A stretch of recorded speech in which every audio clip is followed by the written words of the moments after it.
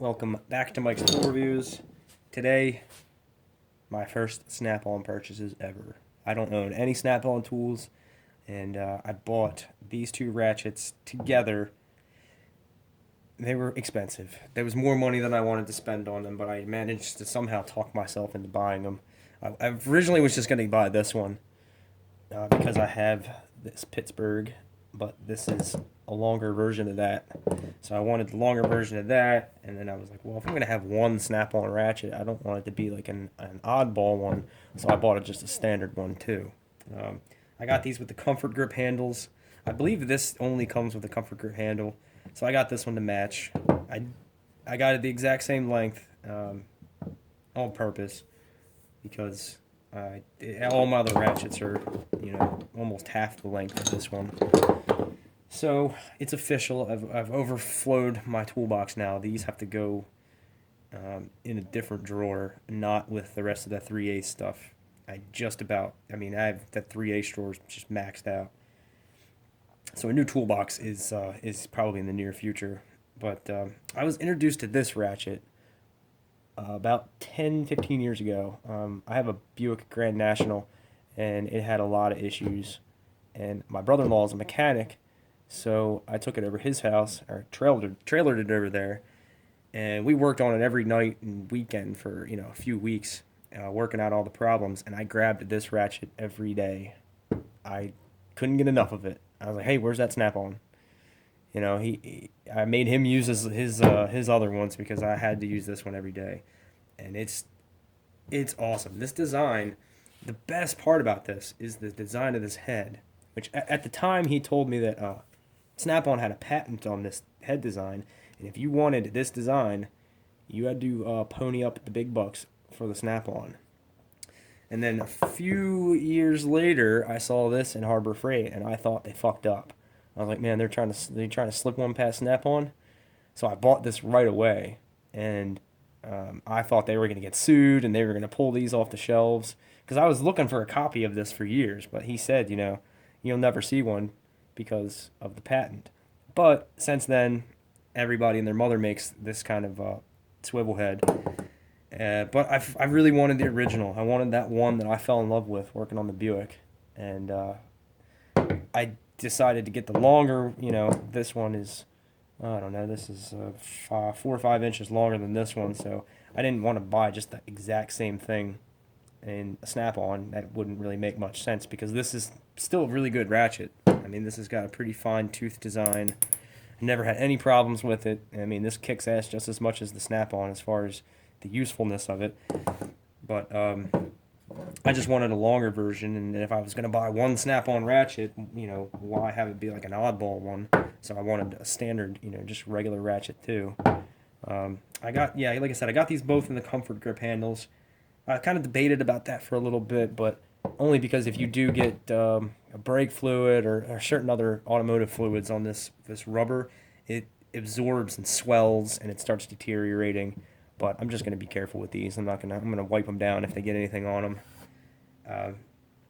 I probably will, and the next one I buy will probably be the copy of this, just a standard, regular, same ratchet head as this one, but without the comfort grip, just to, I don't know, replace the Craftsman for my regular socket set. But, so I spent a pretty penny on these two. And then once I got them in my hand and got them home and saw what brand new Snap-on looked like before a mechanic had beat the shit out of it for 10 years, I get it. These things are really well made. $160 well made? I don't know. If you just handed me this and said, all right, take a guess on how much this costs, not knowing anything about Snap-on, I'd say 60 or $70.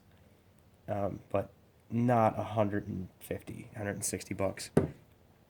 But something is worth what people are willing to pay for it, and there's no shortage of auto techs giving up a chunk of their paycheck every week to the Snap-on man. And I get it. I understand now. I'm not going to try to tell you that this Husky is the same quality.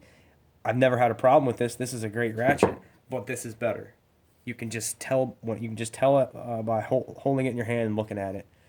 The chrome, I believe they have more chrome plating on them than all the other basic, your big box store brands. This old Husky here, actually, I have a spot here. The chrome has completely come off, and you can almost see like a gold tint. So where it's like bare metal, some other kind of plating, so the chrome sticks to it, and then looks like one layer of chrome, and that's it. These were smoother to begin with. I think more well finished, and it looks like it has more layers of chrome on it than your standard regular kind of ratchets. Every edge on it is nice and smooth, and it just has a deep chrome. You have to really look at them in person to understand what I'm talking about and compare it to something else. Um, it's just really nice finishing. So I really didn't have I really don't have any business buying Snap-on tools. I'm just your average DIYer. But I talked myself into getting these because I was like, well, I'll have these forever. And it's just like that Starrett pin punch set. That's like, I love buying something knowing I'm never gonna have to buy it again. And even if I do have a problem with these, I can warranty them like I could a Craftsman or anything. I'm sure Snap-on's going to be around for the rest of my life, so it won't be a problem getting these replaced if I do manage to break one, but I really don't think I will. I didn't break the Taiwan Harbor Freight version, and I have not been nice to this ratchet. I've put a cheater bar on it, and I even had to, because of the handle shape like that, I had to take a piece of 1-inch EMT and kind of give it a custom shape so this would fit in there. I thought for sure I was gonna break this once, but it's been holding up really good, and it's an exact copy minus the quick release. The Snap-on doesn't have the quick release. They may make a quick release version of this, but not that I know of. I haven't looked through their entire catalog, but yeah, I think I'm gonna start a tradition of buying one Snap-on tool a year, and I'm not gonna try to replace all my tools with Snap-on, but it is nice to have. They're really really high quality, and I'm happy with them now. You know, they say good tools only hurt once, and that's hurt your wallet the first time you buy them. That's where cheap tools, they'll hurt you every time they fuck up on you. But like, not saying this, I mean this is cheap, but it's been really good quality. I haven't not like I said, no problems with that Pittsburgh. So I'm gonna wrap this up. I was thinking about doing a video of all my ratchets. I still have one coming, a 1/4 inch ratchet that I'm really excited about, and I will do a review on that. I might incorporate that review into the beginning of the ratchet video because I have fucking, I don't know, maybe like 20 of them now, and I'm almost there. I'm almost to the point where I really don't need any. I have a good mixture of them where I should have the right ratchet for the job no matter what I'm doing. But there is still a couple more that I'd like to get. So yeah, I'm gonna wrap this up. At the end of the day, a DIYer homeowner's opinion of these, they're fucking awesome.